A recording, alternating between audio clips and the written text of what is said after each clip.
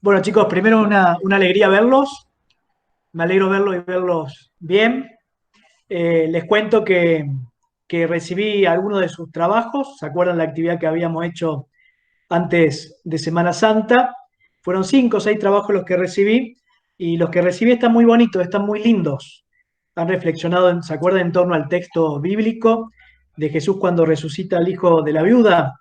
Que le dice, joven, yo te lo ordeno, levántate, que después tenían que también buscar una imagen que a ustedes los representen como jóvenes hoy. Bueno, esas imágenes están muy, muy bonitas. Así que los que lo han hecho, muy lindo trabajo. Los que no lo han hecho, aunque ya hemos pasado Pascua y todo eso, los invito a hacerlo porque en realidad es una linda actividad para reflexionar y una linda actividad que nos viene bien para esta época. Así que aprovechenla y me la envían por mail. ¿Sí? Los que no lo han hecho alguna dificultad, alguna duda, alguna pregunta, algo, ¿no? Bueno, no se olviden.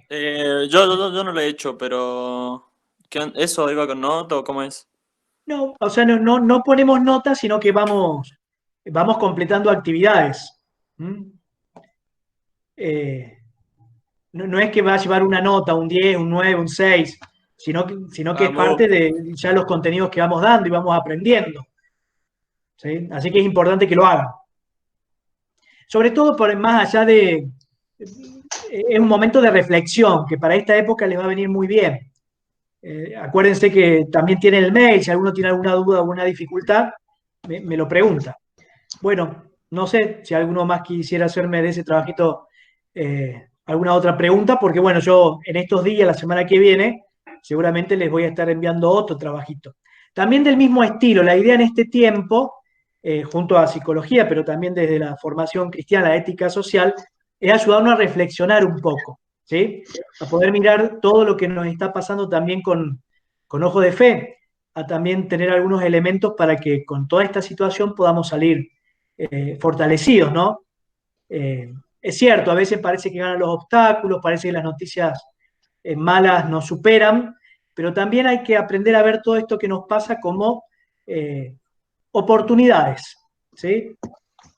Fíjense que en medio de la tecnología, esto que estamos teniendo ahora, esta teleclase, también es una oportunidad. ¿Se acuerdan del trabajito que casi todos han puesto, que le han llamado la atención del mensaje del Papa, que el Papa los invitaba a descubrir la tecnología no como un fin, sino como un medio? Y ustedes casi todos recalcaron esa expresión del Papa que decía, no hay que ser jóvenes del sofá o del celular, ¿sí? Cómodamente sentados, jóvenes de la Play, sino jóvenes que nos animemos a vivir dejando una huella, ¿no? Entonces, por eso digo, la situación que estamos viviendo, dentro de todos los obstáculos dolorosos, también puede ser oportunidad para un montón de cosas nuevas. Bueno, Rodri, muchas Bueno, Pablo, gracias. gracias a Eh, vos. Digo, refuerzo un poco lo que dice Rodrigo respecto al tema de la evaluación, porque parece ese como un tema que preocupa y cómo vamos a resolver esta cuestión.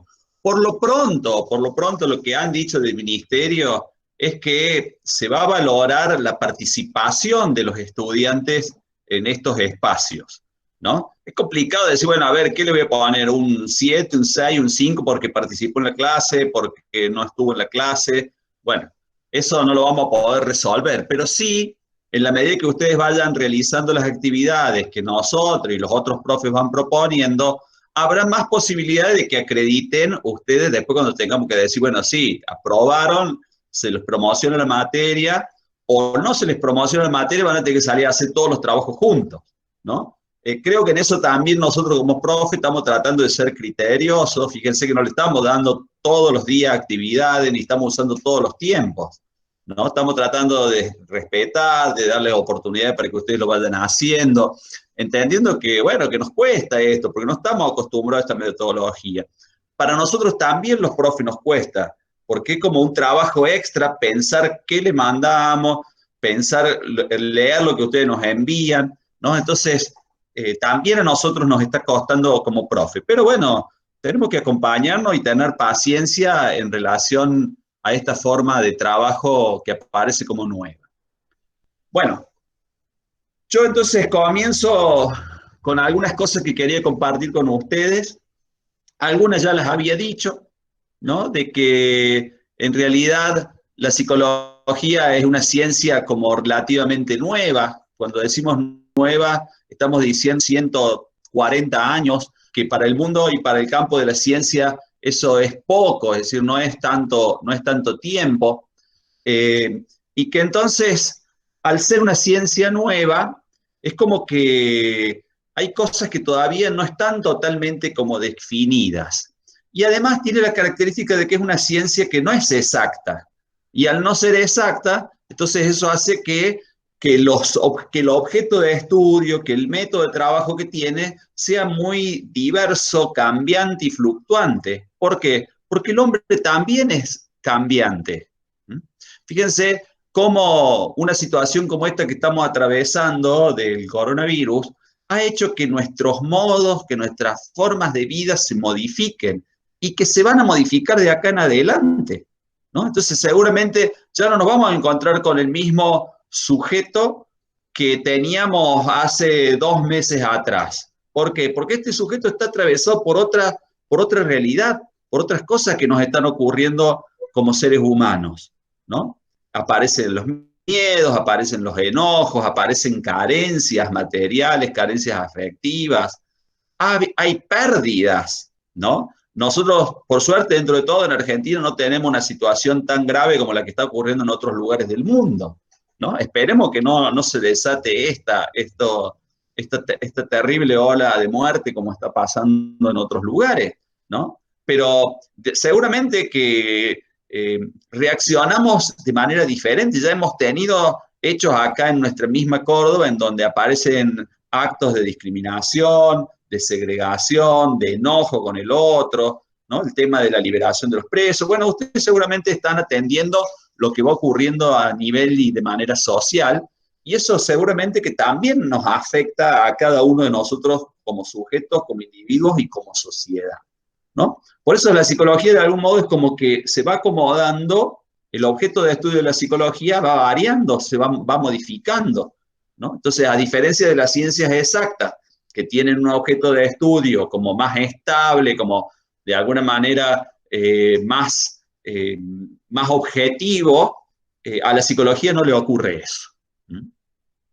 Y lo que quería compartir con ustedes tiene que ver con la historia de la psicología. Vienen de historia, de la materia de historia, y vamos a seguir haciendo historia.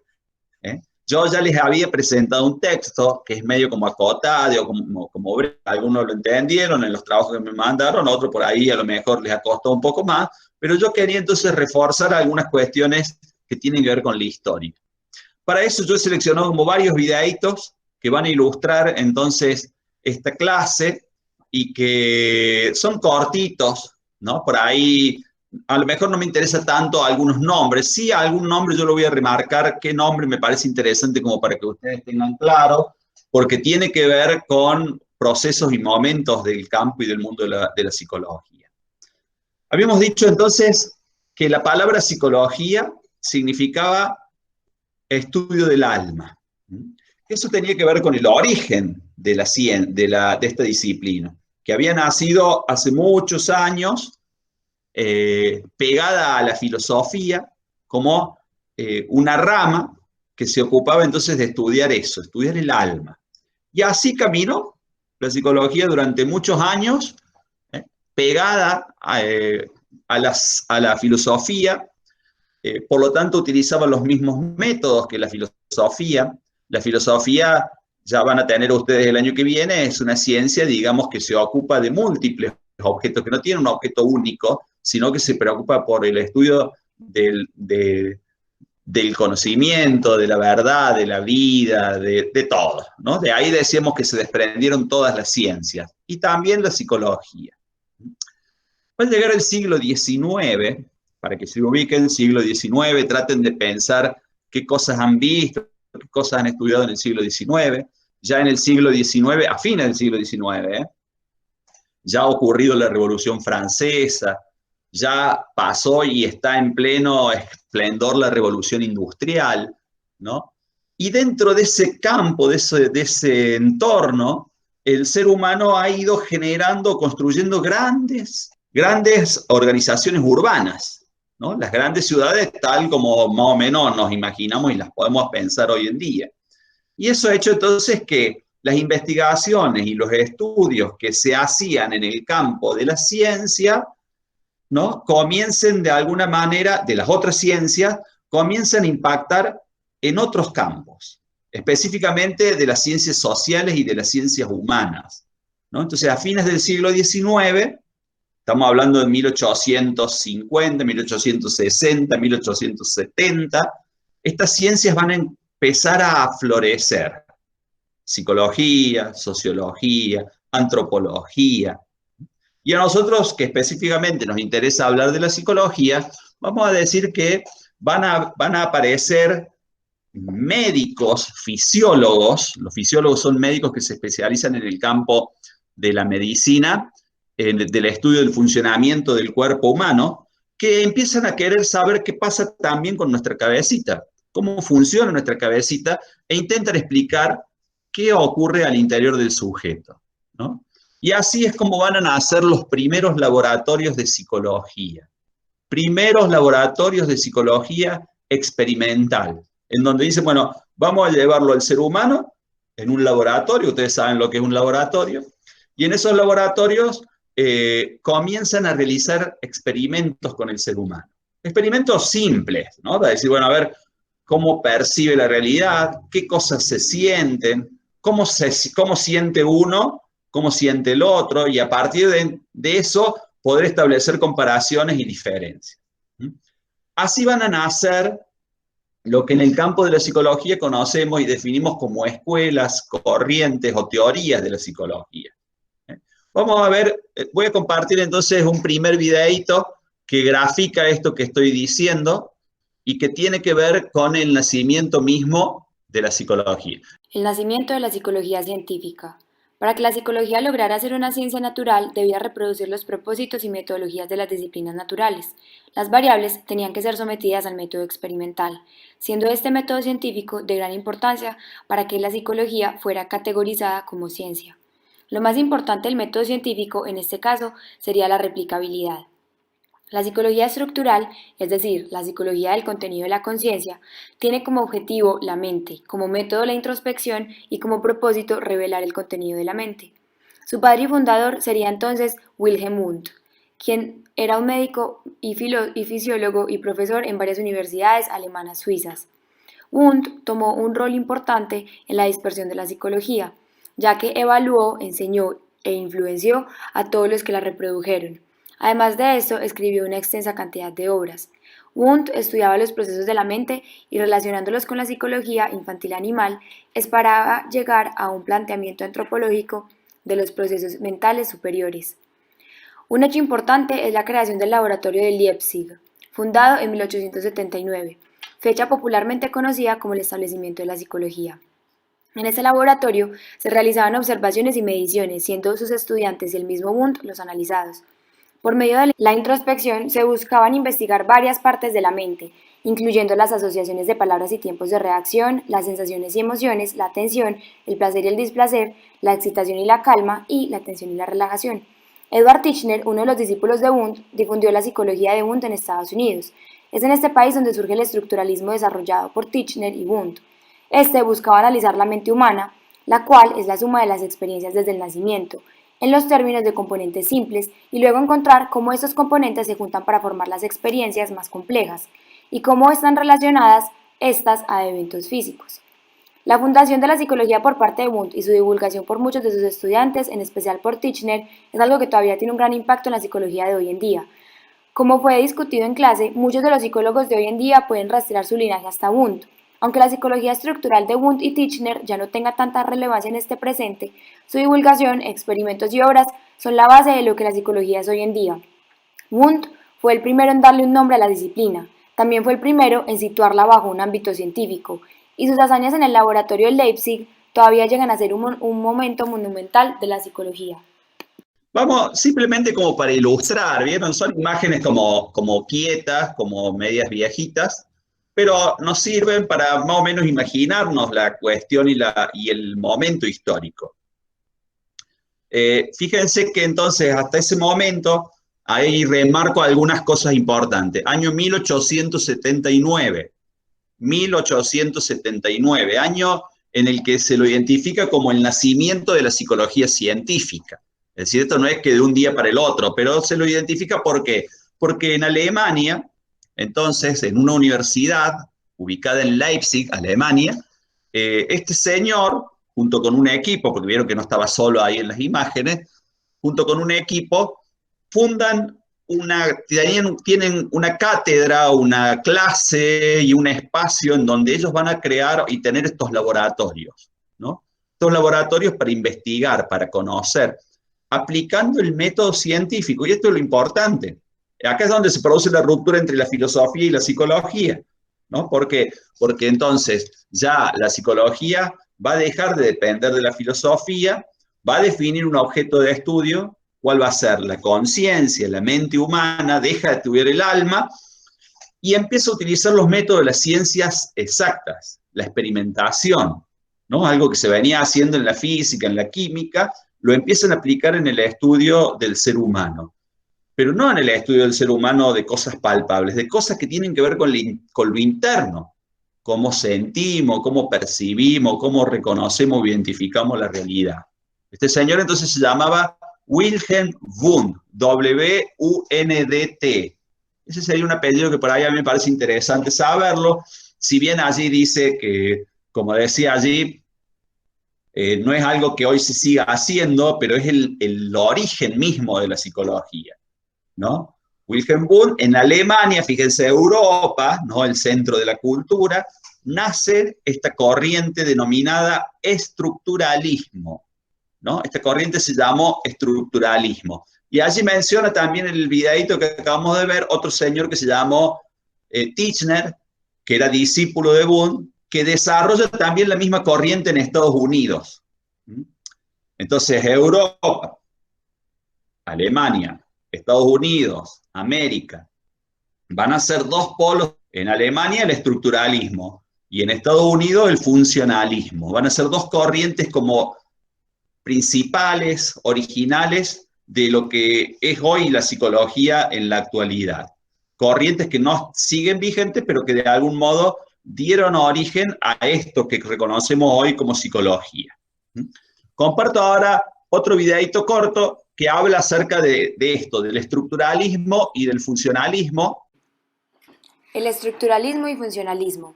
Wundt deja como legado la experiencia inmediata, es decir, cómo se percibe y conoce el mundo, la cual es estudiada por medio de lo experimental.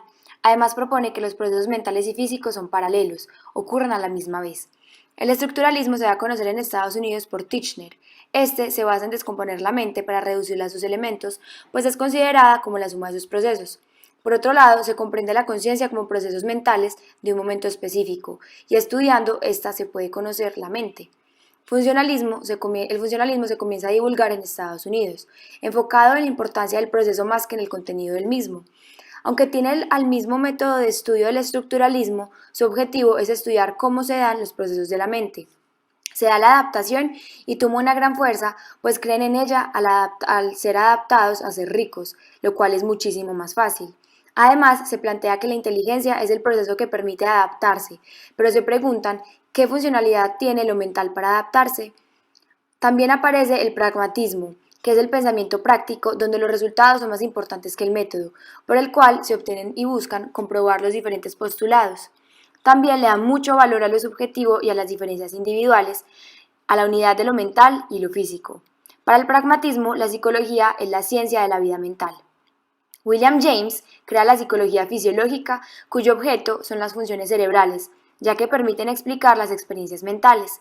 Además, en esta se plantea que los reflejos automáticos se originan por experiencias emocionales. La psicología aplicada en términos de producción se da por el interés de diversos personajes en la practicidad y utilidad de la psicología en diferentes campos, como la guerra, la sociedad y la educación. Esta le da importancia al ambiente en los procesos mentales y a las pruebas de aptitud para medir la inteligencia. En este mismo momento se da el nacimiento de la APA por Stanley Hall. Estados Unidos es el lugar para expandir la psicología, pues sus antecedentes de guerra civil, el gran aumento en la inmigración de europeos y la industrialización que une al país facilitan que las personas se interesen en el ser humano y en especial en la adaptación. El hecho de que haya mucha inmigración y se aumenta la población hace útil los test de aptitudes para encontrar a los más aptos para ciertos trabajos en las industrias crecientes. Estados Unidos, el país de lo pragmático, es el lugar ideal para que la psicología comience a ser aplicada, no solo en investigaciones, sino también en escuelas, trabajos y en la sociedad. Ese afán de preguntarse la utilidad y el para qué de las cosas le da a la psicología un lugar en la sociedad, pues esta se erige como la disciplina que puede medir la inteligencia de las personas, lo apto o no apto, para instaurar el orden tan venerado por Estados Unidos. Dos corrientes, el estructuralismo en Alemania y el funcionalismo en Estados Unidos. Van a ser las dos primeras corrientes que más o menos trabajan de la misma manera, es decir, en los laboratorios, investigando, construyendo conocimiento. ¿Y qué pasa con ese conocimiento? Comienza a ser aplicado o utilizado en diferentes campos, ¿no? Allí ustedes veían imágenes de la guerra, imágenes de las grandes concentraciones en la ciudad. Entonces, las cosas que empieza a estudiar e investigar la psicología, las empiezan a aplicar en ese campo, ¿no? Pensemos que a comienzos del siglo XX aparecen las fábricas, las grandes concentraciones, entonces había que seleccionar personal, y allí entonces los conocimientos de la psicología empiezan a servir para seleccionar la persona adecuada para determinado tipo de trabajo. A partir de estas grandes guerras que van a ocurrir, Primera y Segunda Guerra Mundial, también de qué manera había que acompañar y preparar a los soldados para salir al combate. Aparecen muchísimos trastornos también relacionados con estas concentraciones urbanas, entonces allí la psicología también va a intervenir. Entonces, acá ya tenemos dos corrientes, estructuralismo, funcionalismo. Y de allí se van a desprender otras corrientes o escuelas de la psicología, ¿no? Esto hace que existan también entonces muchas formas de trabajar. En Estados Unidos, que es una corriente fuerte, se va a dar y se va a desprender del funcionalismo una corriente llamada conductismo. Como la palabra lo dice, ya se imaginarán ustedes qué va a proponer esa corriente o esa escuela. Va a trabajar específicamente con un modelo. El modelo denominado estímulo-respuesta, E-R, estímulo-respuesta. Ellos van a decir que a partir de la observación que hacen de los seres humanos, se dan cuenta que reaccionamos a determinados estímulos. Por ejemplo, yo tengo sed. La conducta esperable cuando uno tiene sed. Tomar agua. Vamos a decir agua para no, vamos a tomar agua. Entonces, fíjense, al estímulo de la sed que aparece interiormente, yo tengo una conducta observable. Pero no siempre la realidad me permite concretar esa conducta. Por ahí ustedes están diciendo, tengo sed, bueno, pero no puedo tomar agua porque no tengo el vaso o estoy ahora en la clase. Yo tenía el vaso, pude satisfacer esa necesidad. Ellos comienzan a investigar y a trabajar sobre eso. Y acá, de alguna manera, ellos pretenden de algún modo poder controlar o manejar el comportamiento humano. Porque en la medida que yo puedo saber y conocer cuáles son los estímulos que están provocando determinado tipo de comportamiento, puedo predecir o puedo trabajar sobre aquello que está ocurriendo. Esta corriente va a influir mucho en algunos métodos terapéuticos. ¿Han visto lo que son las fobias, por ejemplo? Son los miedos que desarrollamos las personas a determinadas situaciones. Entonces ellos van a desarrollar métodos por allí efectivos, por ahí no tan efectivos, para justamente trabajar estas cuestiones vinculadas a los medios. Pero voy a tratar de compartir entonces un videíto que ilustra esto, espero que se escuche. El conductismo. Estados Unidos surge como un espacio para que se desarrolle la psicología debido a su industrialización, universidades y libertades dadas a cada sujeto. Aquí se estudia la conducta. La conducta evidencia los contenidos psicológicos y solo se estudia lo observable. Por esa razón, no se estudia la conciencia. Se estudia a los animales ya que se puede observar el comportamiento sin el lenguaje y se busca evitar el lenguaje por el hecho de que es subjetivo. La ley del efecto la propone el estadounidense Edward Thorndike. Esta ley propone que las acciones se repiten o no se repiten según los grados de placer o displacer. John Watson, el padre del conductismo, publica la psicología tal y como la ve el conductista en 1913. Watson rechaza la introspección, ya que el observador no puede ser la misma persona, es subjetiva y la introspección permite términos no científicos como alma o voluntad. Watson define la conducta como un conjunto de respuestas de un organismo para interactuar con el mundo en cambio. Además de esto, propone que el ser humano no tiene voluntad innata, siempre tiene condicionamientos. Los conductistas establecieron el miedo, la rabia, el amor como las emociones elementales e incondicionadas. De estas emociones se compone el resto de ellas. El conductismo surge como una verdadera psicología científica ya que su objeto de estudio es observable. El funcionalismo abre paso al conductismo debido a la practicidad que la sociedad observa en la psicología y la utilidad de este en las dos guerras y en los efectos postraumáticos que podrían generar. ¿Vieron ahí que en el videíto se veía un bebé? Ese se llamó un experimento que ellos realizaron con el pequeño Albert. Ellos trabajaron sobre sentimientos, emociones básicas en el ser humano. Entonces investigaban de qué manera se generaba el miedo. Por ejemplo, trataban de determinar cómo se generaba o se aprendía el miedo. Decían que el miedo no era algo innato. Entonces ponían a ese bebé con un objeto que, por ejemplo, qué sé yo, un gatito, y el bebé no le generaba nada. Pero comenzaban a utilizar otros estímulos para que el niño desarrollara el miedo, ¿no? Entonces, al presentarle el gatito, a lo mejor hacían sonar un ruido estridente y entonces de esa manera el niño asociaba esa estridencia a ese ruido y desarrollaba como una fobia o un miedo a ese gatito, ¿no? Este tipo de experimentos y de experiencias se fueron, por supuesto, que prohibiendo. No había una legislación para esto. Hoy en día, realizar experimentos con seres humanos es algo que está prohibido, especialmente este tipo de experiencias, porque no sabemos las consecuencias que pueden generar. Es decir, no podemos desarrollar una fobia en un ser humano para estudiarlo, ¿no? Entonces, hoy en día hay restricciones para aplicar este tipo de metodología. Pero es una teoría que impactó fuertemente en el campo de la psicología. Entonces, esta teoría ya nombramos estructuralismo, nombramos funcionalismo y estamos nombrando conductismo. Otra corriente, entonces, de la psicología que, así como el estructuralismo se ocupaba de estudio de la conciencia, la mente, ellos dicen, no vamos a estudiar la conciencia, no vamos a estudiar la mente, vamos a estudiar las conductas, lo que puedo observar, lo que puedo medir, lo que puedo registrar, ¿no? Entonces, fíjense, acá tenemos algo muy diferente, muy distinto a este método que venía utilizando la psicología hasta ese momento. En Rusia va a aparecer entonces otro señor llamado Pavlov, Iván Pavlov. Quizá ustedes este señor lo han escuchado nombrar, porque ellos en Rusia realizan muchísimos experimentos con animales.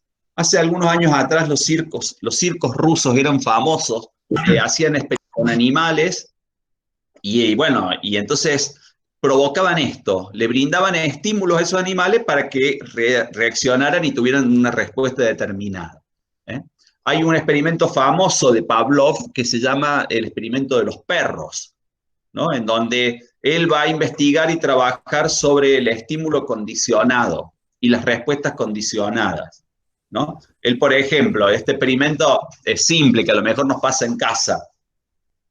Un perro le presentaba el alimento y medía las reacciones que tenía ese perro. Le ponían como electrodos para medir la cantidad de saliva que el perrito segregaba cuando le presentaba un alimento o un pedazo de carne.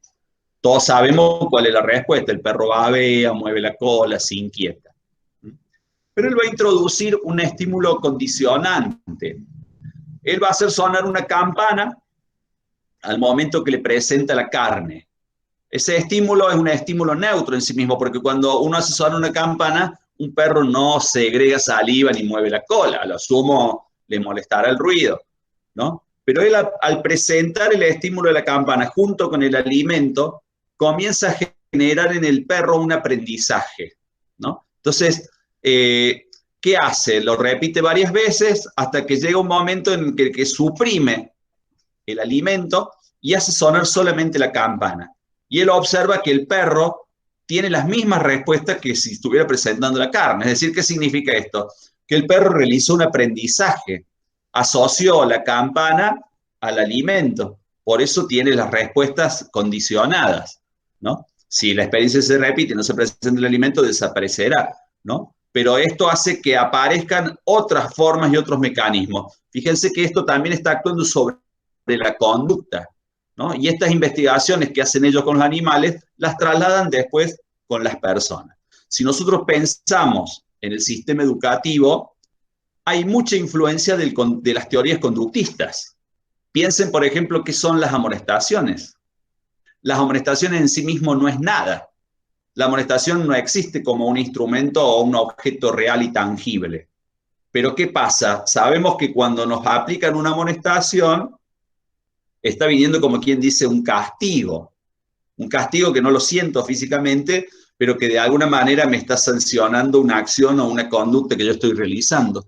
¿Qué busca ese estímulo? Que yo modifique mi conducta. Me van a retar en mi casa, me van a poner una penitencia, si me tengo muchas amonestaciones voy a perder el año, ¿no? Entonces, ese es un método que invadió o que entró en la educación, influenciado o sostenido por las teorías conductistas.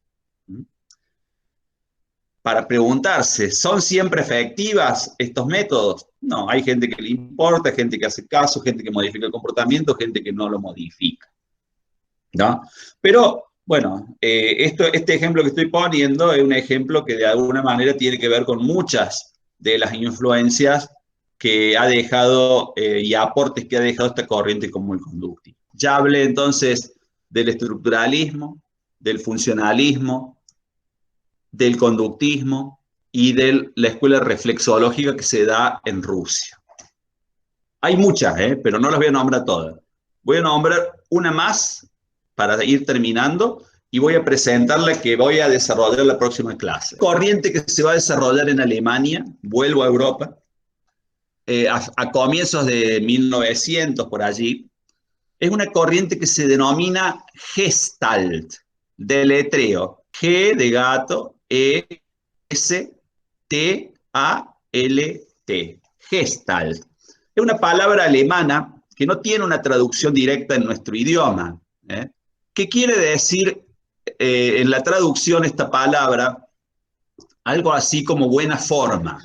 Se la denominó así, la escuela de la buena forma, porque en aquel momento había una psicología, esperen que me tome un poquito de agua, había una psicología que estudiaba al ser humano por partes, por un lado la atención, por otro lado la memoria, por otro lado la percepción. Y esta corriente y esta escuela va a decir, no, al ser humano no lo podemos estudiar por partes, lo tenemos que estudiar como un todo, como una unidad. Y hay una frase famosa que tienen ellos, que dice, para que la piensen, el todo es algo más y distinto que la suma de las partes. El todo es algo más y distinto que la suma de las partes. Si yo les presento a ustedes, miren lo que digo, esto, ¿no? Son partes de objetos diferentes, ¿no? Pero cuando los presento juntos, yo comienzo a construir una noción de la realidad como un todo. Y puedo decir, bueno, estoy en una clase, estoy en un aula, estoy estudiando. Ahora, si yo presento este mismo objeto y les presento una calculadora, y le presento una chequera, y le presento una almohadilla y un sello, ya a lo mejor esa percepción del todo cambia, porque las partes ya no son las mismas, están formando parte de un todo distinto. Entonces ya pienso en una oficina, pienso en un banco, en un comercio, ¿no? Entonces, ellos dicen, no podemos estudiar esto separado del todo, porque a esto hace que lo perciba de una manera diferente y distinta. Entonces, como decía hace un rato, no es lo mismo estudiar al hombre hoy en este contexto que estudiarlo hace un año atrás, porque las cosas han cambiado y se modifican y varían. Voy a compartir ese videito cortito y con eso ya casi como que vamos terminando. El todo no es igual a la suma de las partes. Es el axioma de la psicología de la Gestalt, también la psicología de la forma, que es una corriente de la psicología moderna surgida en Alemania a principios del siglo XX. Y el todo no es igual a las partes, ya que los estímulos visuales y los mecanismos perceptivos llevan consigo un sistema de codificación y reconocimiento basado en el recuerdo y la memoria, que nos hace reaccionar a una manera subjetiva en determinadas situaciones. Esta corriente desarrolló diversos principios de la percepción visual que veremos a continuación. Ley de la proximidad. Las partes más cercanas de un conjunto de elementos tienden a ser percibidos como agrupadas en unidades, de manera que es más fácil que en esta imagen veas 3 grupos de 2 que un grupo de 6. Al igual que en este ejemplo, las formas más próximas nos dan una idea de una unidad sólida, o en este otro, que diversos puntos nos dan la idea de la letra a pesar de que no esté de manera figurativa. La ley de cierre. Las figuras cerradas se aprecian mejor que las abiertas, por lo que prevalecen sobre esta, dando lugar a una forma más fácil de comprender, como en este ejemplo, que vemos un círculo y no una línea curva, o en este otro, que a pesar de la inexistencia del triángulo, lo vemos de manera sólida, o este un poco más complejo, que mediante círculos nos da la idea de un cubo. Ley de igualdad o semejanza. Cuando los elementos se parecen entre sí o son iguales, se perciben de forma conjunta. Por eso en esta imagen es más fácil que veas agrupaciones verticales que horizontales. Esta ley también se aplica por color. En este ejemplo vemos cómo se diferencia una línea negra del resto del conjunto. También se pueden diferenciar por tamaño, como en este otro ejemplo. La mente continúa un patrón, aún después de que el mismo desaparezca. Aquellos elementos que tienen la misma dirección se perciben de forma seguida, manteniendo la misma dirección del objeto o del estímulo. En este ejemplo se ve claramente que nuestra mente continúa el patrón. Percepción, figura, fondo. Se trata de la sensación de aislamiento visual entre los objetos y el fondo, generando un conflicto entre ellos cuando su importancia está muy equilibrada. Tenemos uno de los ejemplos más conocidos de figura-fondo. En este otro ejemplo, nuestra mente forma 2 cuadrados inexistentes en el fondo. Ley de la comunidad, también llamado principio de dirección común. Muchos elementos que parecen construir un patrón o un flujo en la misma dirección son percibidos como un único elemento. Conclusiones. Hacemos simples las imágenes complejas. Asociamos nuestras percepciones con imágenes simples. Cuadrados, triángulos, círculos, líneas rectas, etc. Determinadas configuraciones cerradas se perciben como forma antes que otras. Existen figuras como los círculos, los cuadrados o las estrellas a las que tendemos a dar más importancia perceptiva que a los elementos aislados.